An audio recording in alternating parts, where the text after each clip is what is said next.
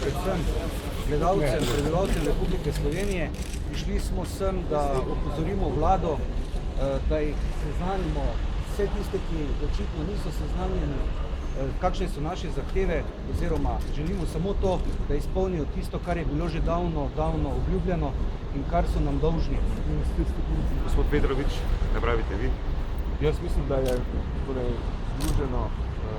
združena sindikata ob podpori policistov, kateri so nas prišli podpreti, zelo jasno in sicer simbolno sporočilo, da se glede načina pogajanj, načina statusa, plač, opreme in kadrov v policiji ne mislimo pogajati v nedogled, želimo hitre, učinkovite rešitve in želimo preprečiti nadaljnjo stagnacijo varnostne situacije v Sloveniji, tako da to sporočilo naj vlada vzame zelo resno.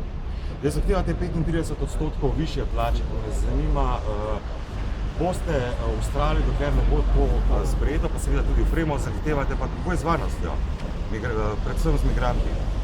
Ja, situacija se glede na čisto kadrovsko situacijo, o kateri smo pozarjali že nekaj časa, zanesljivo slabša, enostavno obseg dela kolegov na meji je izjemno visok in ne pozabiti pa tudi notranjosti, katera je izčrpana, katera je kadrovsko zelo podhranjena zaradi dogodkov na meji.